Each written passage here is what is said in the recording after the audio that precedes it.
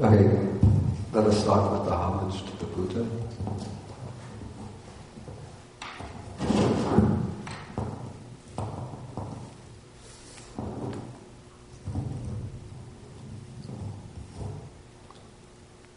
Namo tassa bhagavato arahato samma sambuddhassa.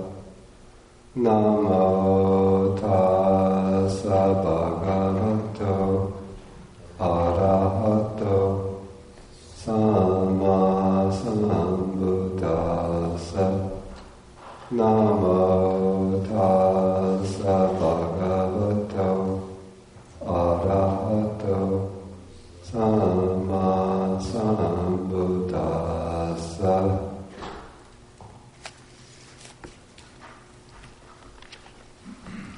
Okay, there was a printout that Kaiti was... Oh, do you have copies of the printout?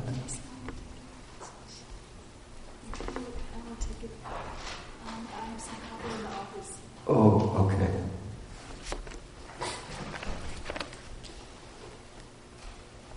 Okay, they were to be sent out with the announcement of the class, so I think most people would have gotten them. But if there are any people, if there's any person who needs a copy, Kaiti will bring a few more. Okay, so the sutta we're taking today is sutta number 60 in the Middle Age Discourses. This is called the Apannaka Sutta.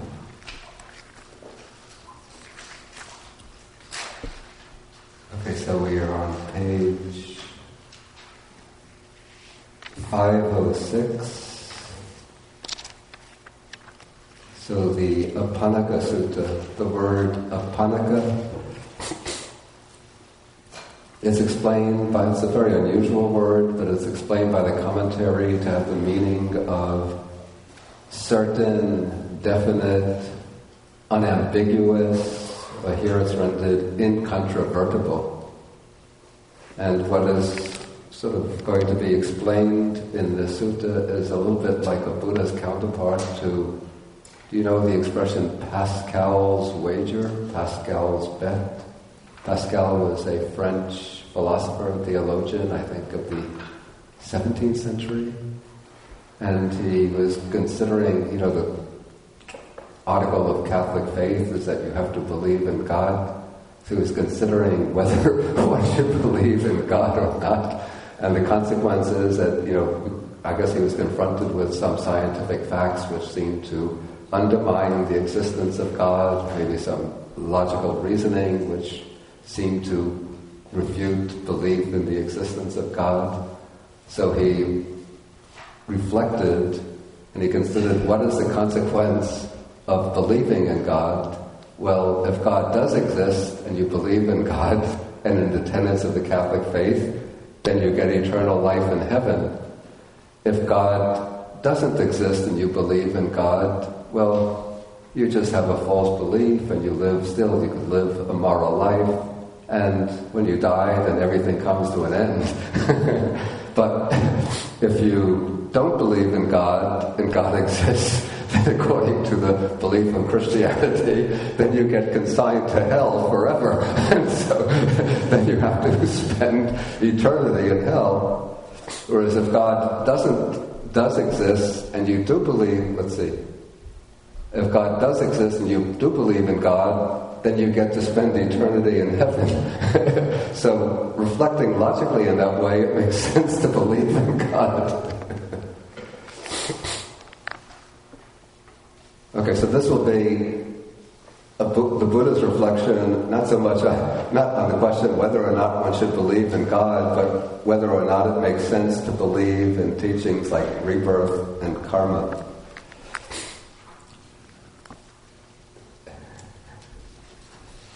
Okay, so when the sutta begins, the Buddha has been traveling through the Kosalan country, and he arrives at a brahmin village in the Kosalan country named Sala. Okay, so now the brahmin householders of Sala hear that the Buddha has arrived, in their town, and so they hear a favorable report about him, and they decide to go to visit him. And presumably, at the beginning of this discourse, the Brahmins of Sala are not followers of the Buddha, so they don't have a convinced faith in him, but they're interested to hear his teaching. Okay, so they come to the Buddha, and then some pay homage to the Buddha and sit down to one side. Those are the ones who know basic principles of courtesy and respect. Some exchange friendly greetings with him, and then sit down to one side. Others they do gasho, it's called gasho in Japanese, or anjali in Pali and Sanskrit, and the gesture of reverential salutation, and sit down to one side. Some just declare their names and sit down on one side, and then some, these are probably the skeptics, the cynics, who just want to hear what this wandering ascetic has to say. They just keep silent and sit down to one side. Okay, so then when they're seated, then the Buddha asks them whether they have any kind of definite faith in a spiritual teacher, a faith which is supported by reasons. And so the Brahmins say that they have no convinced faith in any particular teacher. And so now the Buddha is going to give them a teaching which will be appropriate for them in their present situation. Notice he's not going to try to lay the Four Noble Truths on them, to teach them about the three characteristics, impermanence, suffering, non-self. He's not going to teach them dependent origination. These are the deep dhammas specific to the Buddha. But what the Buddha is going to try to do is to give them a teaching which, if they reflect on this teaching properly according to the lines he's going to lay down, they'll find reasonable to accept and to use as a basis for their conduct. And so this method of reflection that the Buddha is going to teach them will be able to lead them, to guide them to proper types of conduct which will lead to their welfare and happiness for a long time.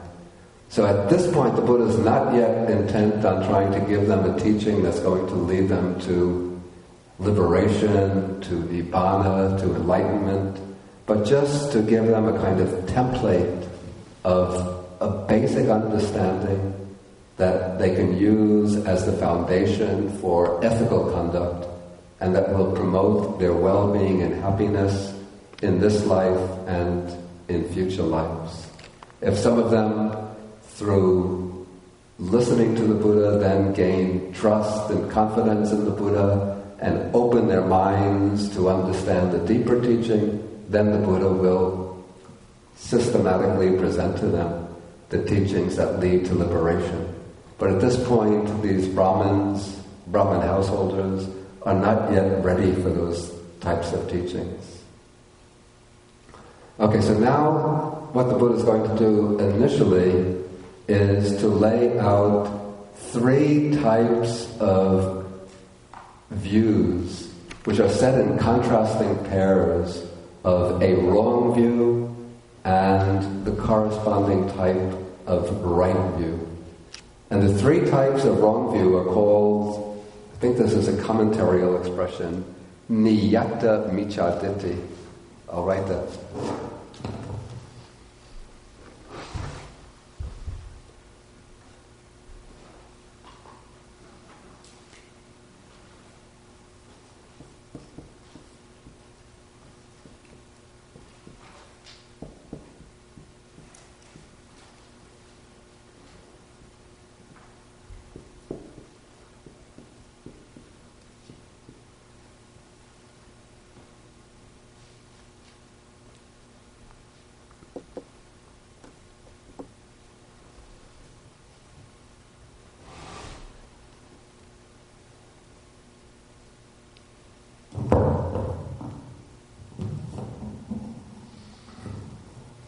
Michaditi means wrong view, and niyata means fixed or definite. So these are the fixed definite types of wrong view, and they're called fixed and definite because when one adopts this type of view and holds to it strongly, becomes completely convinced about it, it blocks off the pathways to a higher rebirth and to eventual liberation.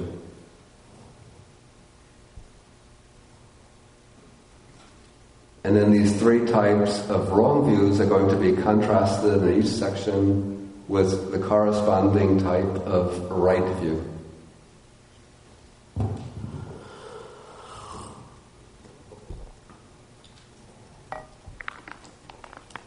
Okay, so the Buddha begins in the first section. I've sort of mapped these out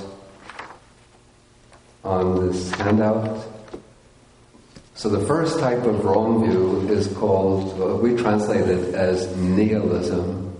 The Pali expression here, nattigavada, means literally the view there is not. Or it's a kind of denialist view, the view that denies certain sort of fixed principles of the ethical life, especially against the background of the Buddha's time. Okay, so here comes this first type of wrong view, the view of nihilism. This asserts there is nothing given, nothing offered, nothing sacrificed or given in charity.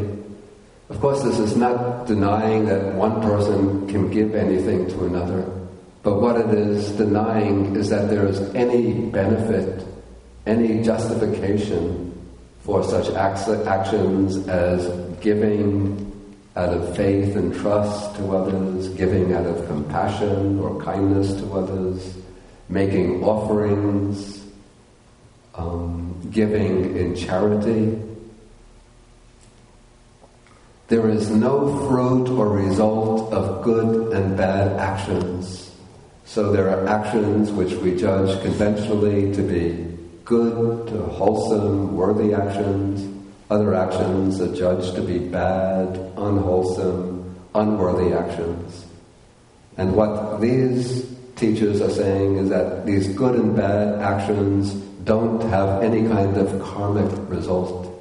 In other words, there's no law of karma that underlies the operation of human activity to ensure that good actions produce happiness and bad actions lead to suffering. Okay, the next seems a little bit strange. There is not this world, there is not another world. Actually, these teachers, of course, they don't deny that this world exists, but what this means is that there's no coming back in the form of rebirth, coming back into this world, and no taking rebirth in any other world beyond this. What they would probably say is this world of solid matter, made up of the four elements, that is the only world that exists, and when you die, everything is finished, the body just disintegrates into the material elements, it gets buried, burned, scattered to the winds, and everything is finished. Okay, there is no mother and no father. Of course, you might think that these ascetics, having maybe renounced in childhood, don't have any understanding of how children come into the world. But that's not the reason why they make this statement. But what they're saying is that there's no obligation or no kind of ethical duty to support one's mother and father. There's no gratitude, no debt of gratitude due to one's mother and father.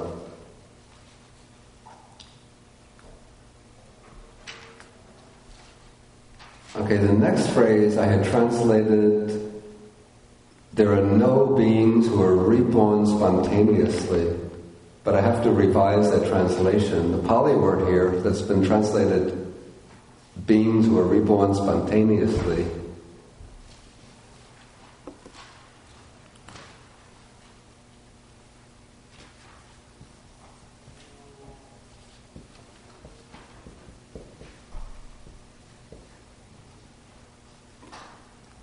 in some contexts, this word has that special meaning of beings who are reborn in some of the heavenly worlds, also in the hell realms, without any parents, but they just arise instantaneously, spontaneously.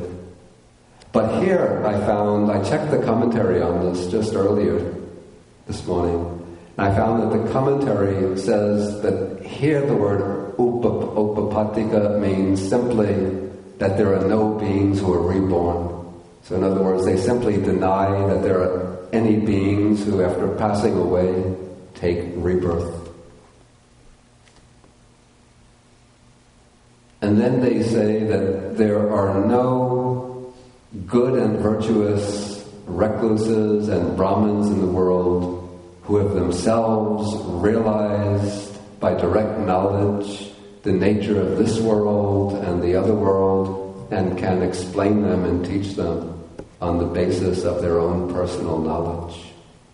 So in other words, here they're denying that there are any spiritual renunciants who have achieved superior knowledge, abhinyas, by which they can see the workings of the law of karma, the different realms of existence, and how beings take rebirth in accordance with their deeds. Okay, so that is the thesis of nihilism, or natigavada, the denial, basically, that good and bad deeds bring their results, or we could say it's a philosophical materialism which holds that a person consists only of the material factors, and that with death there comes a complete termination of consciousness, mind, personal existence, that everything is terminated with death.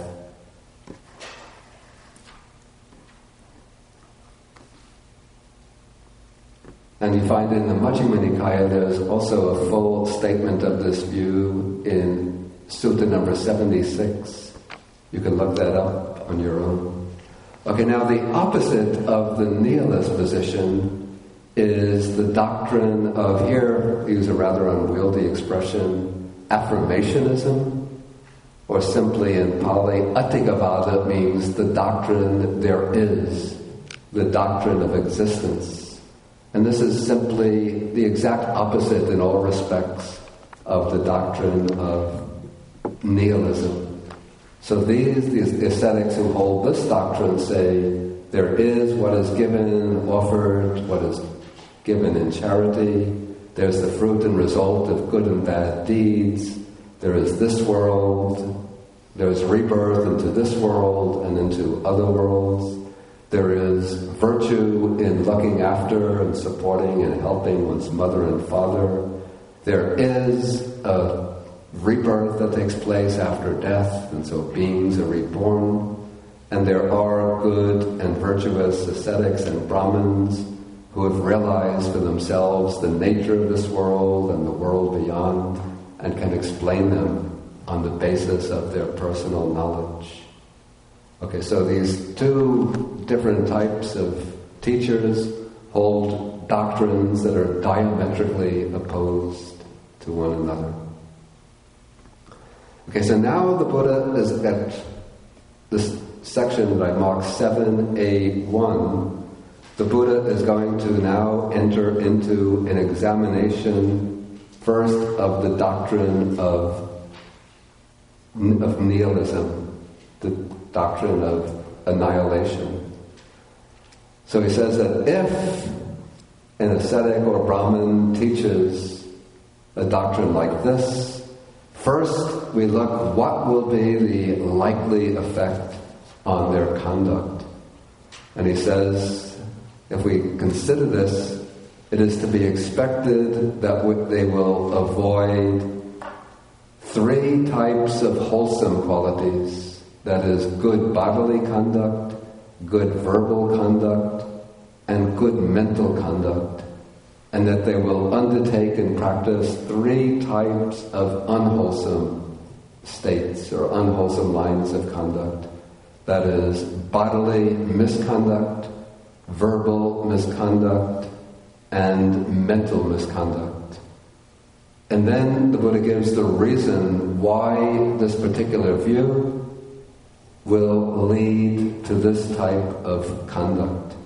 The reason is that these ascetics and Brahmins do not see in unwholesome qualities or unwholesome actions the danger, degradation, and defilement, nor do they see in wholesome qualities the blessing of renunciation, the aspect of cleansing.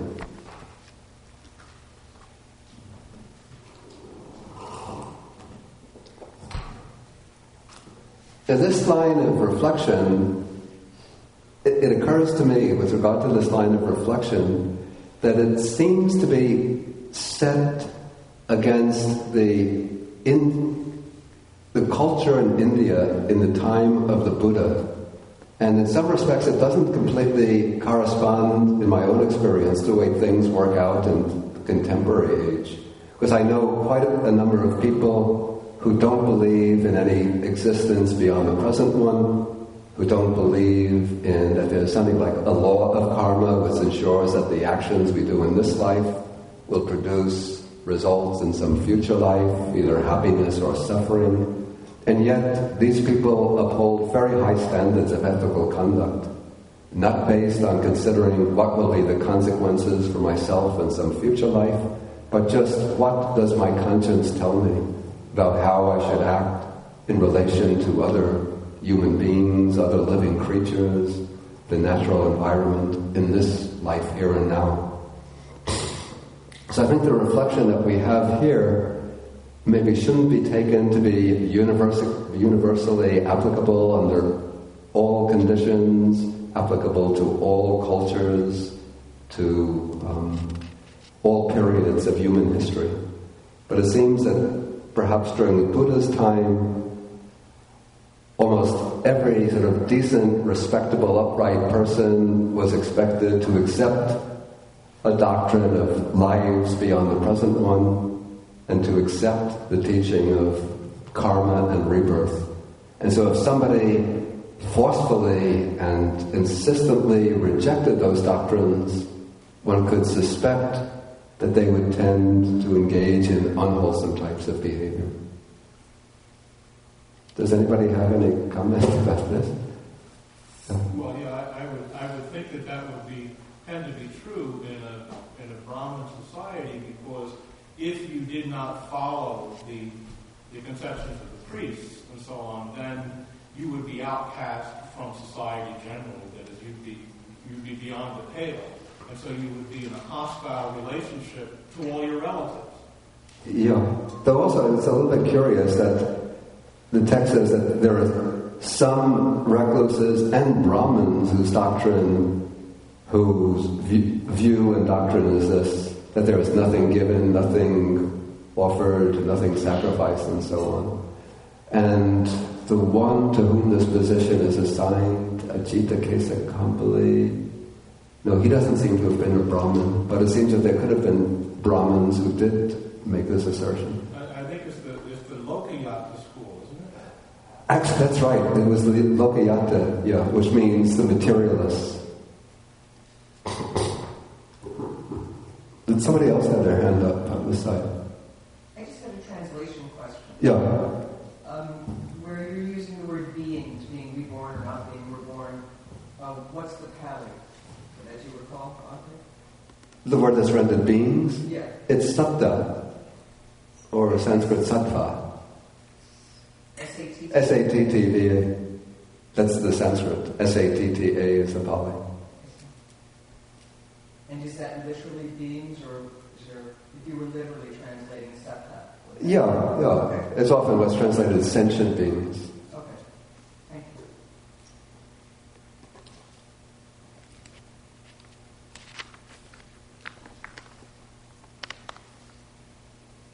you. Okay, so let's go on with the examination of this view. Okay, now in section 8, the Buddha is going to make some quite definitive statements of his own. You know, this is an interesting contrast with the famous Kalama Sutta, which is often quoted when anybody wants to introduce Buddhism to a non-Buddhist. Almost the first text they cite, this is what the Buddha says in the Kalama Sutta, as though this was the authoritative Buddhist text. Whereas it's just one little sutta, middle-sized sutta, in the 2,000-page Anguttara Nikaya, and for 2,000 years, more than that, 2,300, 400 years, nobody paid any special attention to the Kalama Sutta, till some British rationalist in the late 19th century couldn't keep his discovery to himself, but he wanted to prove that the Buddha was like a 19th century British rationalist. So he said, look, see what we found.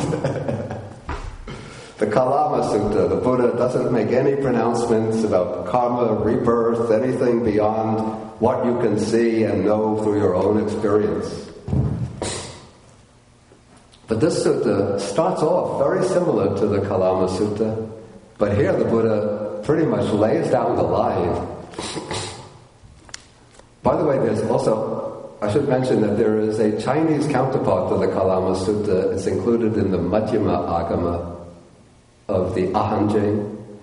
And in that sutta, it's very different from the Pali Kalama Sutta. It starts off in the same way, where the Kalamas come to the Buddha and they're quite perplexed. They don't know who to believe, what to accept.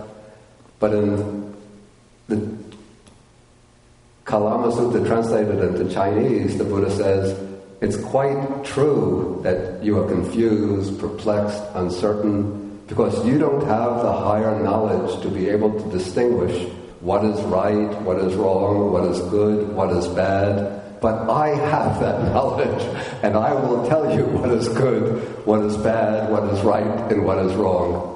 And then the Buddha goes right ahead and tells them about the 3 unwholesome roots, 3 wholesome roots, 10 courses of unwholesome conduct, 10 types of wholesome conduct.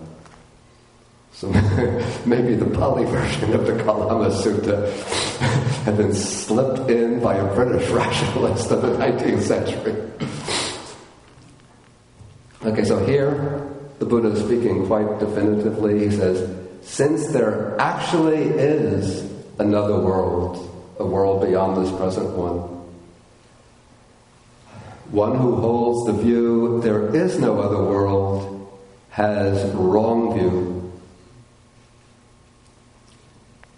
Okay, so the right view, as we'll see, is the view that there are worlds or lives beyond this present one.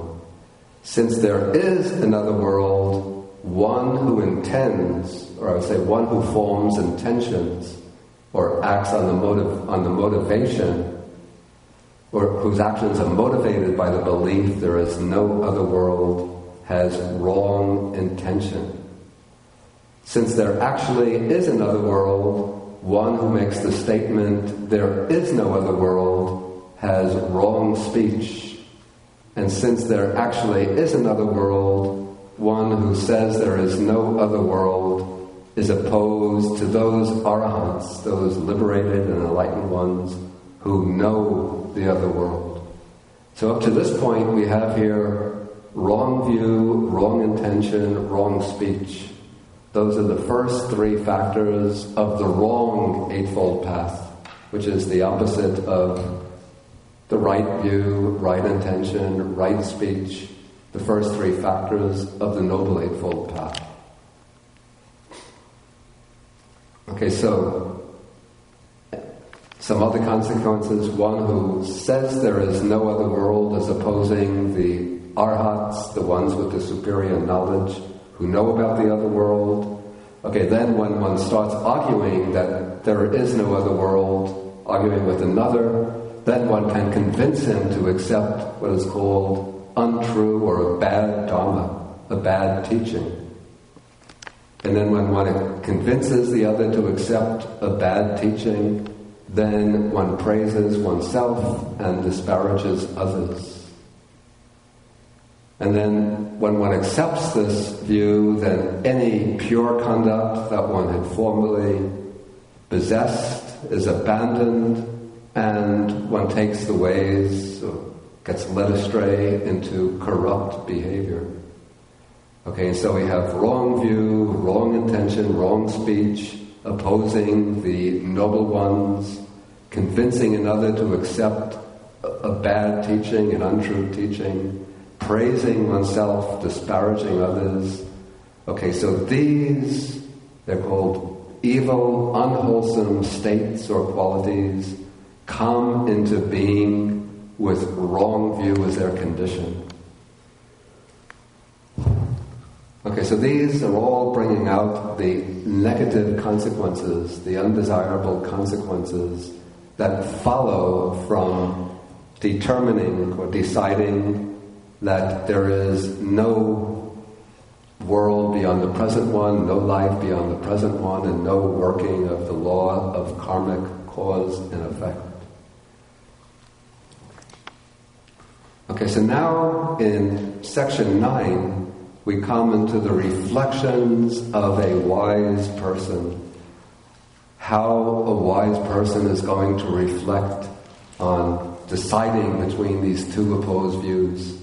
This is a person who's intelligent, reasonable, but isn't able to see and know for himself whether or not there are lives beyond the present one, whether or not there is a law of karmic causation, of moral causation.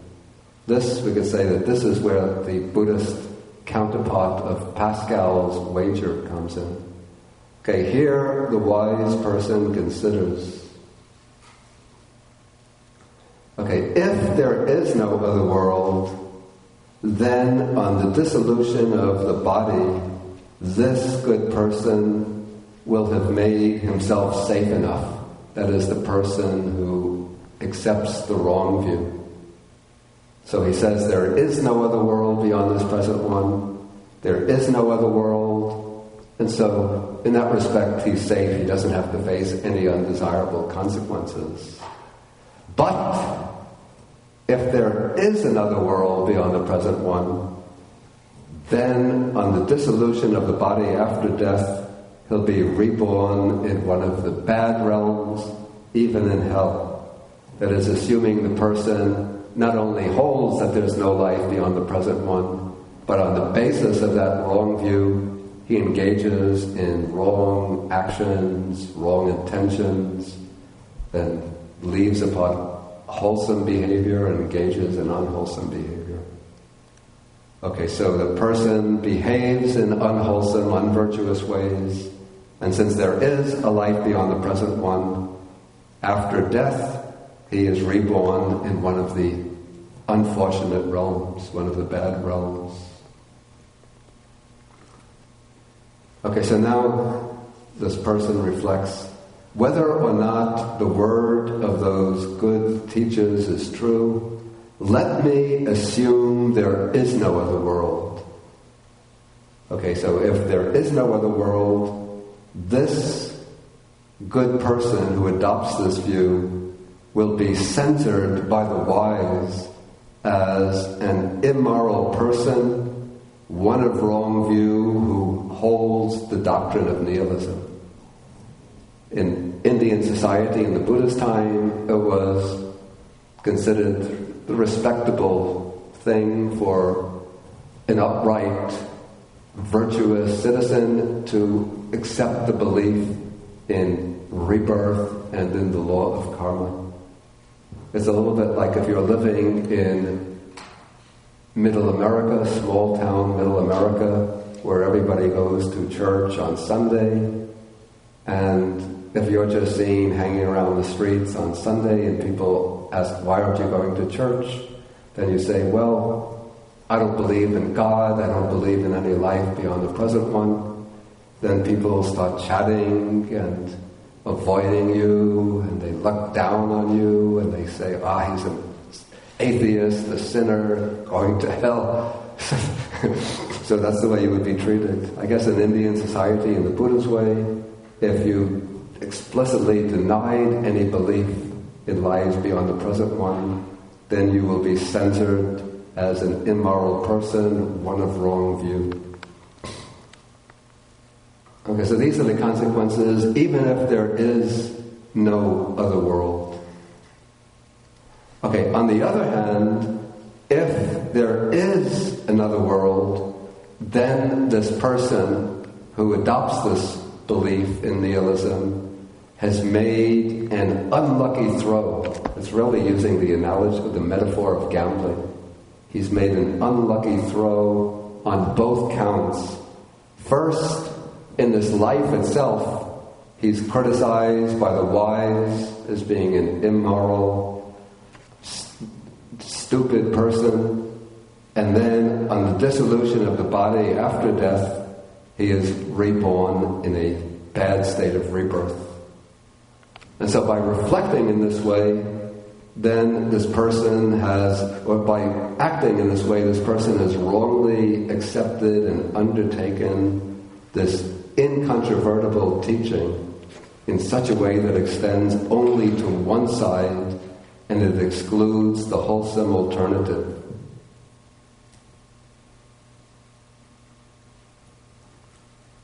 Okay, so this is what happens with the one who holds the view there is no other world. So if there is no other world, then he doesn't have to worry about his fate after death. But if there is another world, then he has something to worry about. He goes to a bad realm. If there is no other world, still he's blamed by the wise as being an immoral person. But if I've lost my reasoning. But if there is another world,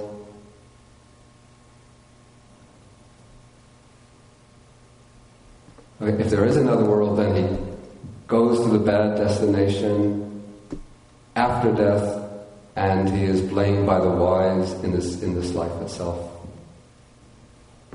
Okay, maybe anybody have any questions about this reasoning here, or any comments?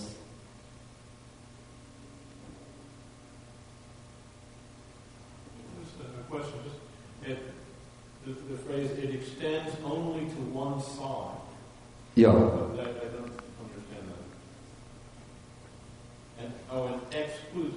Well, he's assuming there that if you don't have the right belief about rebirth and an afterlife, that then you'll be an evil person, kind of like Dostoevsky's assumption that if there is no God, everything is permissible, and so people will just murder and eat each other.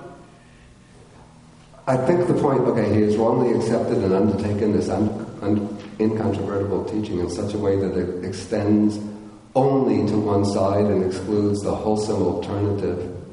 I think the point here is that his line of reflection will be justifiable only insofar as if there is no other world, then on the dissolution after death, he doesn't have to go to a bad destination. In other words, as said in the first sentence of this paragraph, then on the dissolution of the body, this good person will have made himself safe enough. So that is the one side in which he protects himself. But if there is another world, even if there is no other world, then he still gets into trouble because he's blamed and criticized by others. So he loses out on that front. But again, if there is another world, then he loses out on both fronts. So you could say that there are actually 4 consequences. If there is no other world, what happens after death? And how do people treat one in this life? If there is another world, what happens after death? And how do people regard one in this life? So of these 4 possible consequences, if he asserts there is no life after death, he only gets 1 out of the 4. That is, he doesn't have to face a rebirth in hell after death, but he still has to face 3 bad consequences.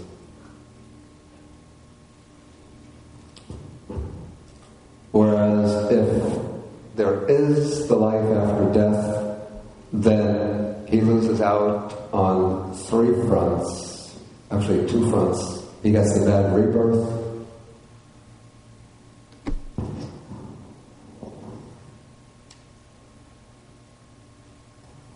I'm sorry. We're uncertain whether or not there is a life after death. So if he asserts there is no life after death, then he wins only in one out of the four possibilities, in that he doesn't have to face an unhappy rebirth. But still, he's criticized in this life. There's still the possibility that there is another life, so that he'll have to face a bad rebirth. And he'll be blamed by others. I'm not sure that I'm completely clear about that. Okay, maybe we'll take the next section here.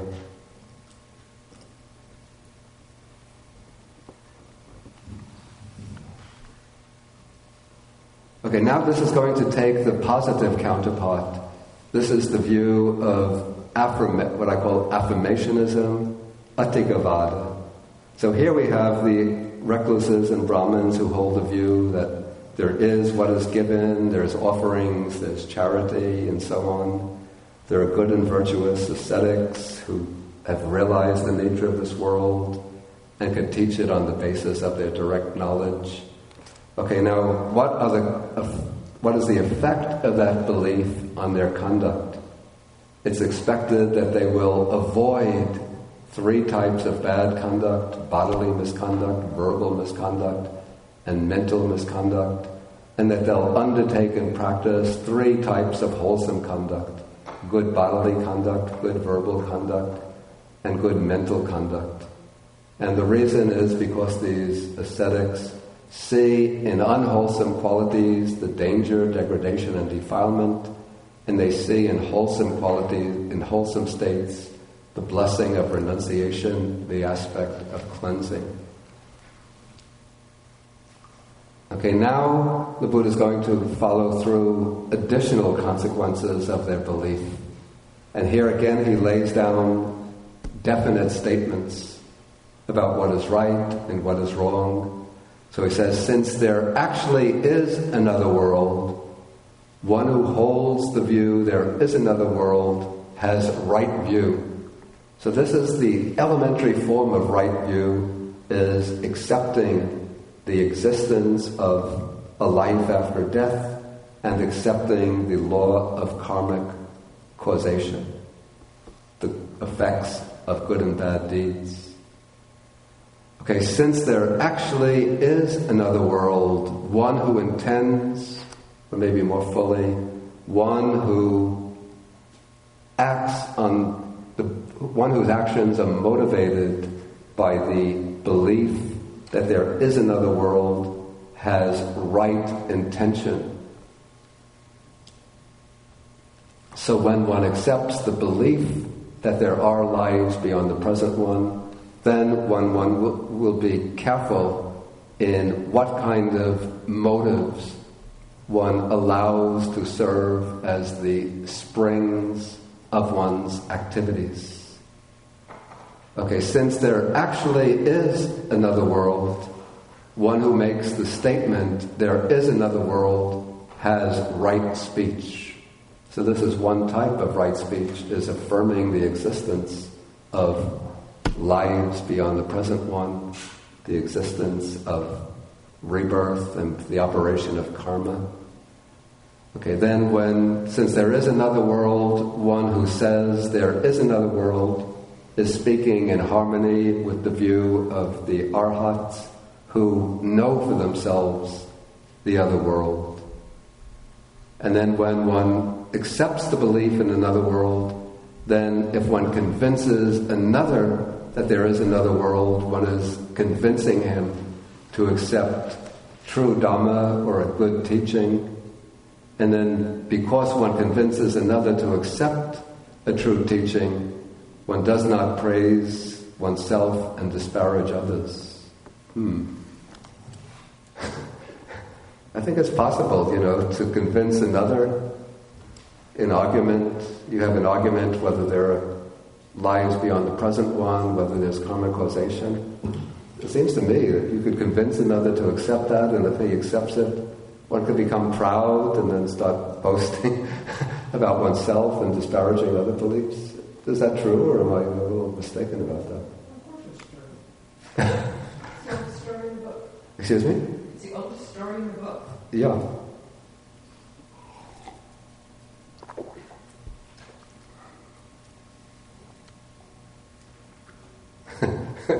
Why do you say it's the oldest story in the book? Oh, come on. World history, Bhante, is replete with horrible religious leaders. Horrible religious people. In world history, no matter what culture you go, there are good people. I'm not saying that there aren't good people. Yeah. But there's just, I can give you story after stories, whether you're looking at whatever religion, in whatever culture, whether you go back in time or even into the present. Mm-hmm. It's just the way of things. It's people, unfortunately, and what they do with things.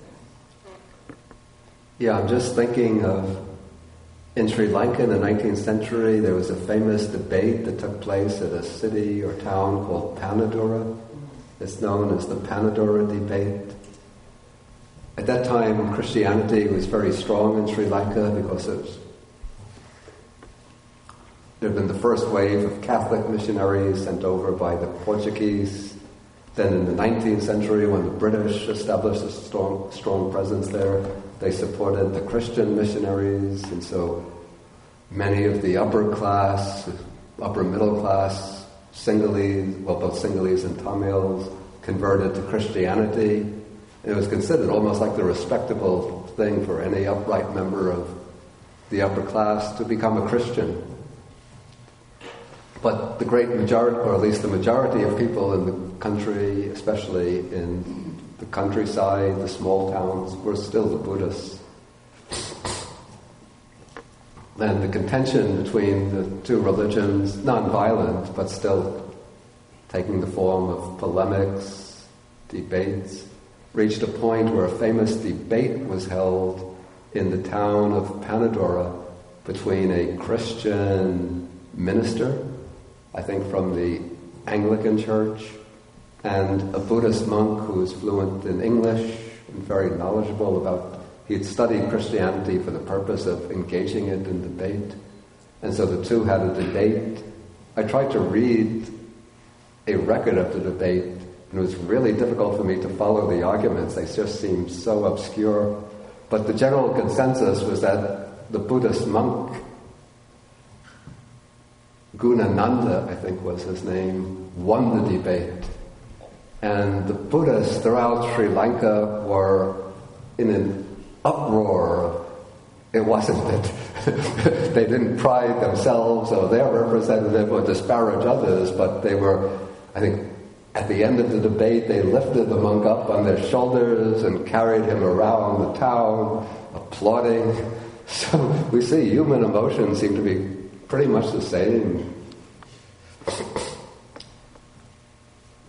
Then eventually word of that debate, somehow it got into the newspaper, which came into an American newspaper, which came... It was... A report about the debate was published in an American newspaper, and there was an American gentleman named Henry Steele Olcott, who was one of the co-founder of the Theosophical Society, living in New Jersey, who read the report of that debate. And he and the founder of the Theosophical Society, Madame H.P. Blavatsky, they decided they had to go to Sri Lanka to support the Buddhists. And so they arrived in the town of Gaul on a ship, having written in advance saying that they wanted to receive the 3 refuges and 5 precepts and become officially Buddhists, which they did.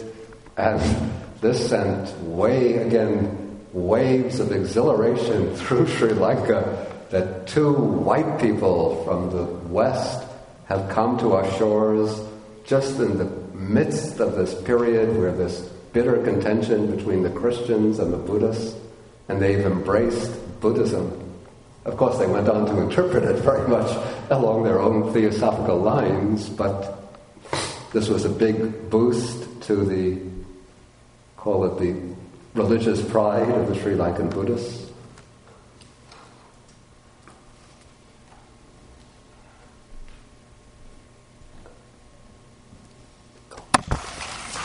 Excuse me. Oh, this is recording. Okay.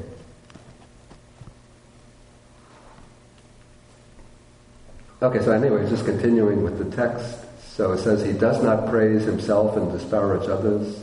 I guess this will be a person who has some degree of control over his mind, and doesn't let himself be swept away by ordinary human emotions.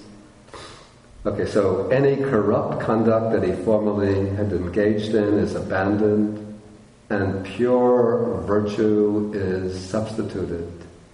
And this right view, right intention, right speech, first three factors of the Noble Eightfold Path, non-opposition to noble ones, to the arahants, convincing another to accept true dharma, avoiding self-praise and disparagement of others, these several wholesome qualities common to being with right view as their condition. So based on the view that there is another world beyond the present one, that there are results of good and bad actions, then all of these other wholesome states arise. Okay, now we come to the method by which a wise person reflects on this view. Okay, again, this is the converse side of the Pascal's wager, the Buddhist version of Pascal's wager.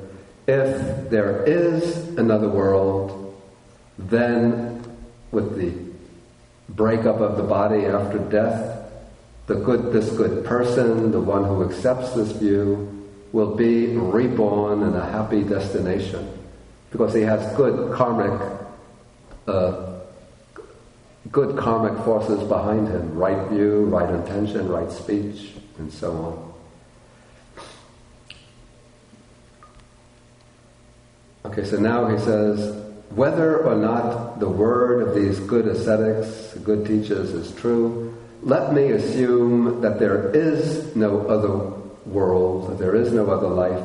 Still, this good person who acts on the supposition that there is another world will be praised by the wise as a good person, one who holds right view, the doctrine of affirmation.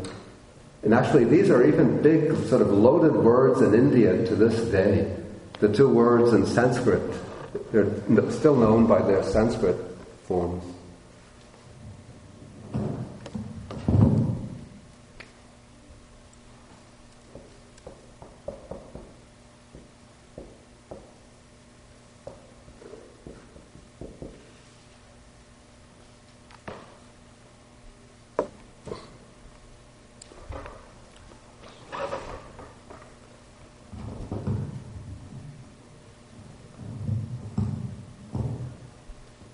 So the word is translated rather awkwardly, one who holds the doctrine of affirmation.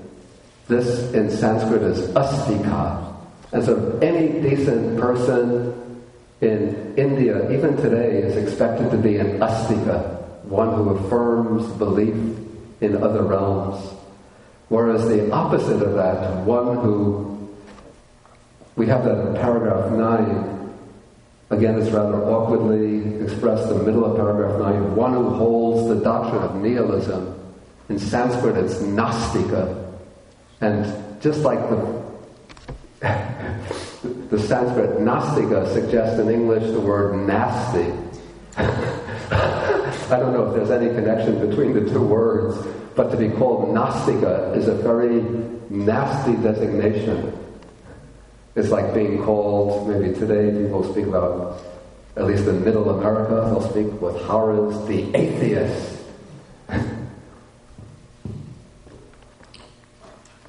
If one is a nastika, it means one is upsetting, challenging the whole social structure, the whole structure on which society rests. You know, if you're a nastika, you probably kill your children and eat them for dinner.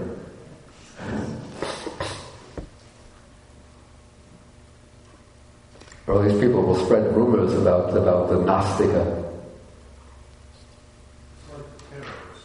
exactly like the word, being called a terrorist today.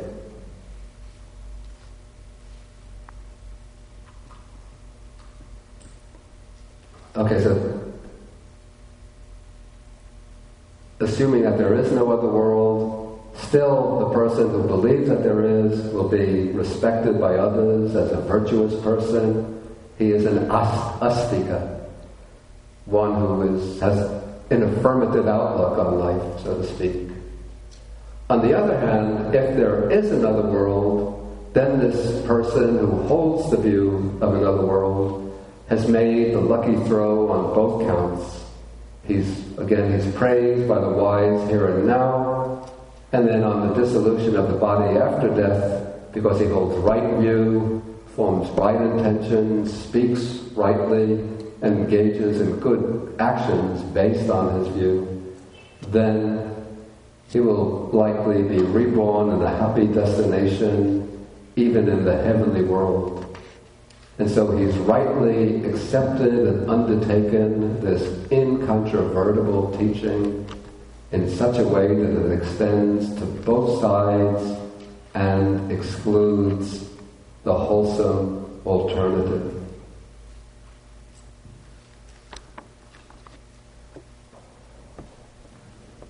Okay, maybe at this point then I'll ask whether there's any questions. Please. We used to have what I call the floating microphone, the hand microphone.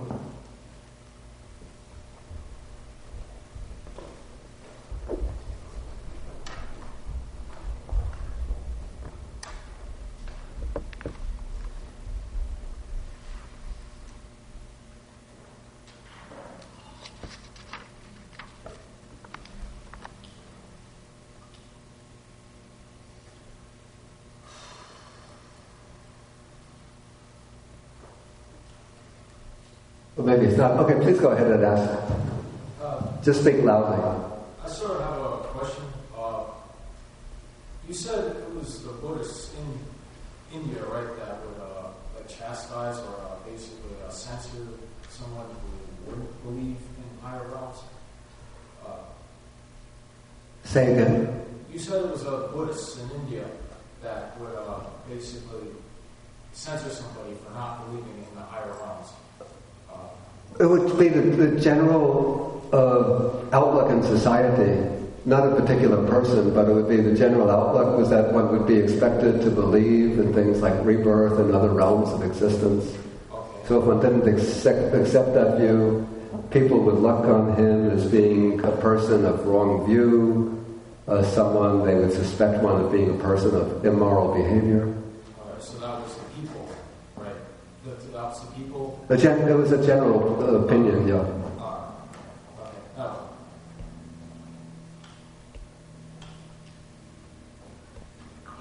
Yeah, Tracy. I'm curious about your view. There are a couple of contemporary British lay teachers. Contemporary? British lay teachers. Yeah. Stephen Batchelor is one of the most celebrated. Yeah. And John Peacock are really making a career almost out of their... Batchelor has a book called Confessions of a Buddhist Atheist, where he takes that Kalama Sutta almost as if, as you said, it's the center of the Buddhist teachings, and presents the Buddhist not just as a rationalist, but like the first existentialist, a person of no belief. And I've been curious for a long time, having just heard Peacock recently, what your view is of this, of presenting the Buddha like we've had it wrong all along. And he really never said he believed in any next world. If they are saying, I don't know John Peacock's writing, I know Stephen Batchelor's writing, and it's a little ambiguous what Stephen Batchelor's understanding of Buddha. Sometimes he seems to be saying that the Buddha, well, basically what he seems to be saying is that the Buddha just accepted the teachings of karma and rebirth as part of the Indian cultural baggage, but his teaching of, say, the Four Noble Truths, 3 characteristics, the practice of mindfulness, that he uses the expression of pragmatic, existential therapy, something like that, which can still be valid even if one completely casts away those teachings which come from the Indian heritage.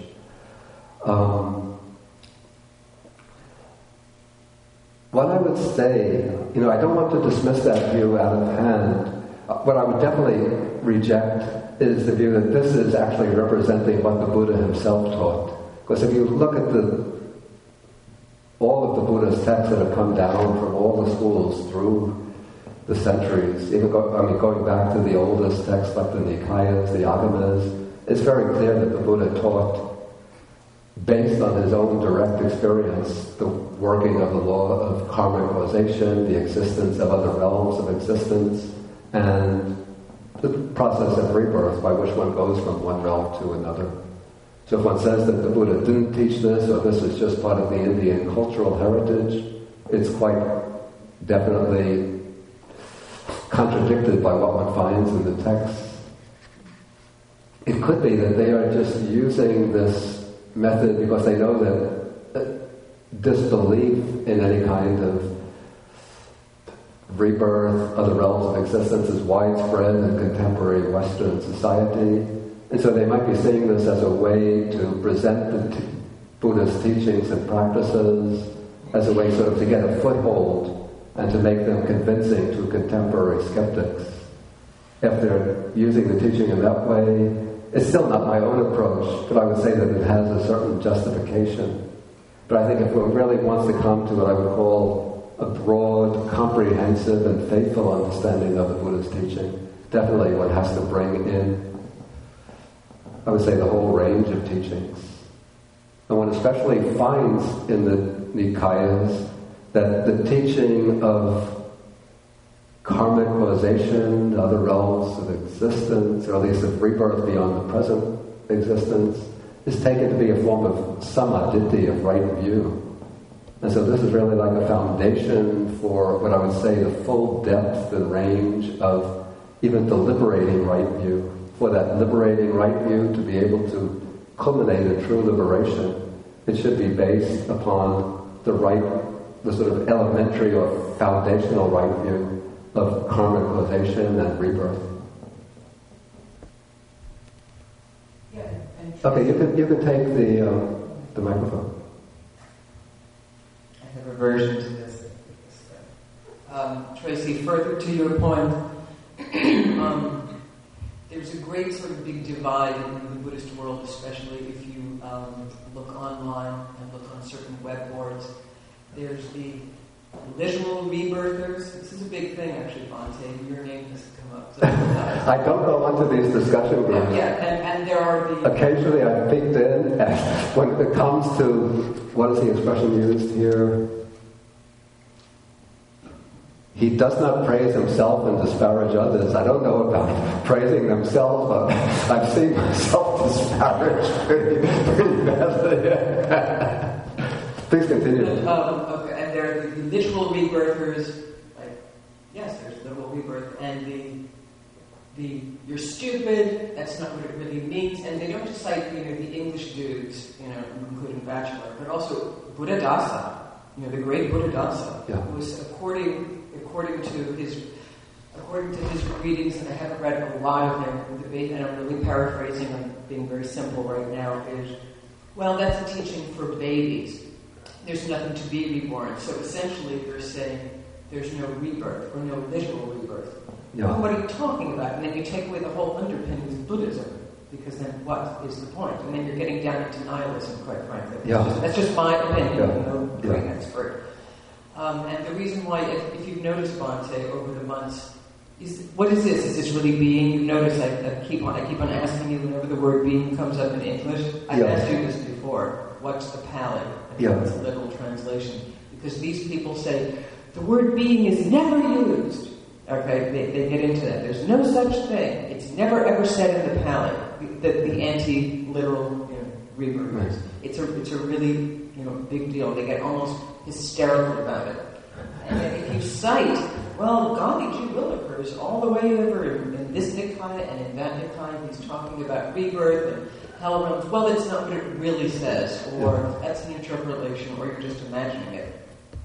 So it's like every so often, I don't know if you've been hearing class, I've been like, Bhante, what's this word? Because I really want to know. So it's a really big, huge, emotional, and they cite really Buddhadasa a lot because he's much more authoritative than Steve Batchelor. Yeah, I had read years ago a couple of books by Ajahn Buddhadasa, and I have to say I just didn't see how he could be so widely respected as they say the greatest Thai scholar monk of the 20th century.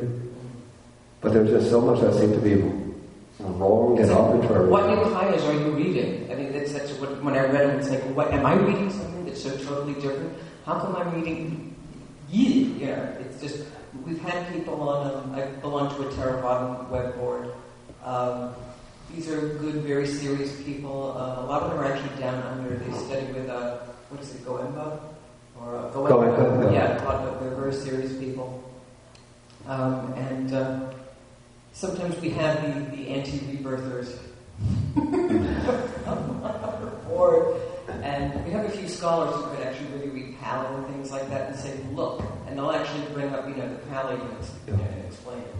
I can't get that far, but it's a big deal. So it's good that you brought it up. People should be aware that it's a huge thing. Yeah. Ajahn Buddhadasa's line was that when the texts speak about rebirth into different realms, what they're actually speaking about are changes in states of mind. Mm-hmm. So there's no real rebirth from this body into another body, but when it speaks about being reborn as an animal or a hungry ghost or in hell, it just means that the state of mind changes.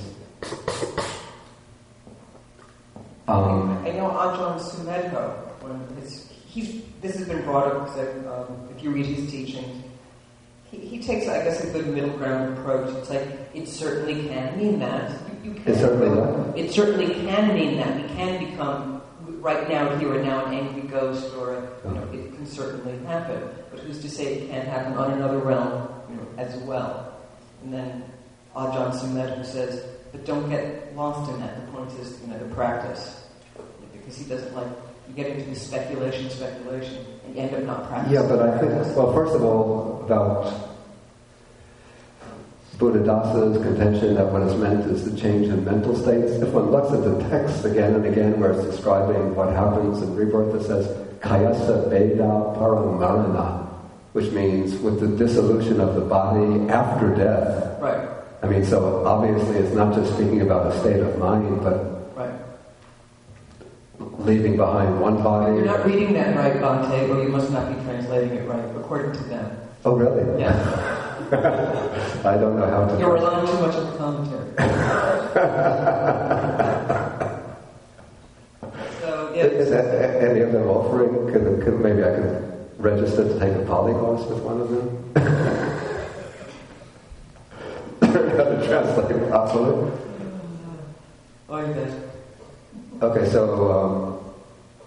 it's Kayasa Veda Parang Marana. So definitely, that was the first point. That, the words are very clear, very straightforward. It's not just the English translation. It's not there's no other way to translate that expression, unless one has a very original style of translation. And then the other point, as far as the practice goes, the Buddha doesn't just teach being mindful of the present in order to understand what's going on in one's mind or in one's present experience. But the practice also includes ethical behavior, and the way he lays out the map for understanding use the expression, the ontological foundations for ethics, the factors of the laws of existence that provide a basis for ethical conduct. It is the law of karma operating from life to life, which forms the underpinning to ethical behavior.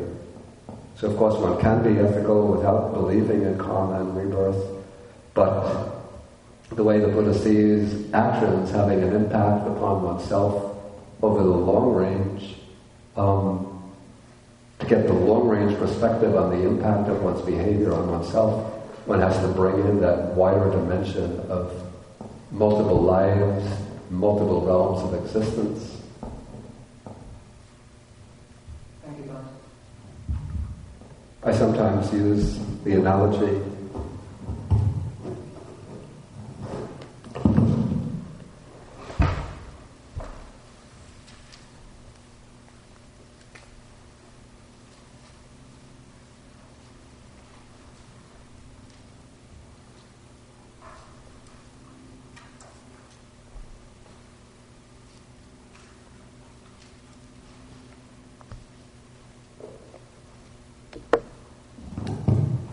What is that? What is that?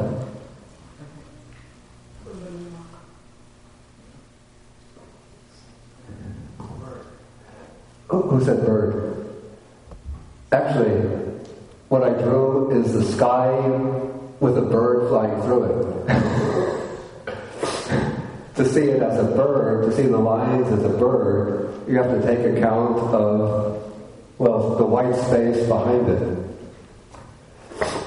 And so to see the significance of our actions, it's not enough just to focus on their present actuality, but one has to see them against the broad background. And then the broad background for Buddhism is the working of karmic causation, the law of karmic causation. Okay, I think we'll have to stop now, and we'll end with this, and then I'll continue with this next week, with the sutta next week, and we could continue with some discussion after lunch from about maybe 12:10 on. If anybody has any questions or wants to discuss some of these points further, we could meet back here at 12:10. And then we'll end with the sharing of the merits.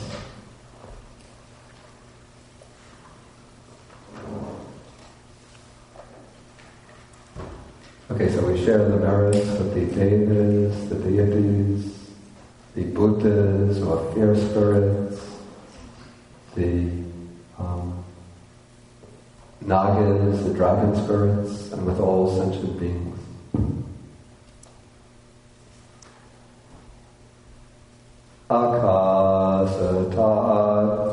Let me do it the fast way. Akasata jabumata deva naga mahedika punyantang anumoditva chirang rakantu sasanam. Akasata jabumata deva naga mahedika punyantang anumoditva chirang rakantu desanam. Akasata jabumata deva naga mahedika punyantang anumoditva chirang rakantu mam param. Etavata cha amhehi sampadam punya sampadam sabbe devam modantu sabba sampati siddhya. Etavata cha amhehi sampadam punya sampadam sabbe bhutang modantu sabba sampati siddhya. Etavata cha amhehi sampadam punya sampadam sabbe sadanu modantu sabba sampati siddhya. Bhavagupadaya vijetato etantare satakaya prapanna rupya rupicha samya samino dukkha pamuchantu pusantu nirutim.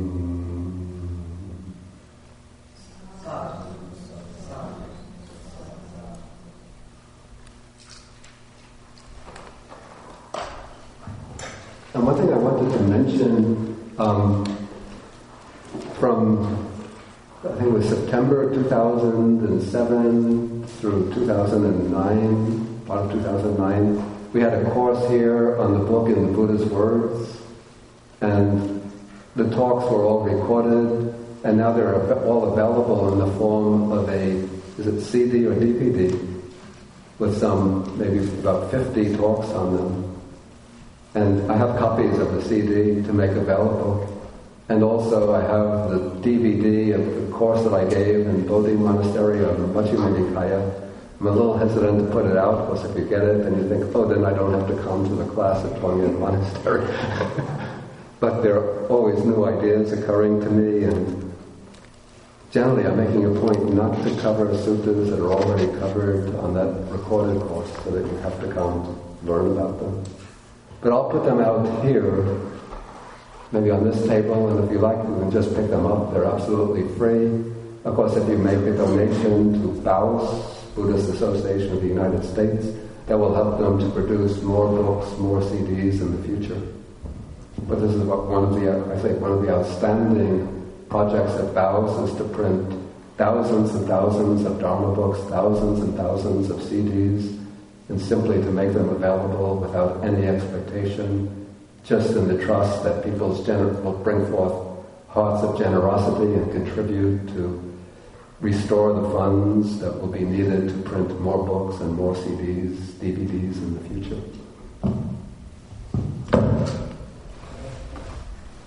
Okay, we end with three bows to the Buddha.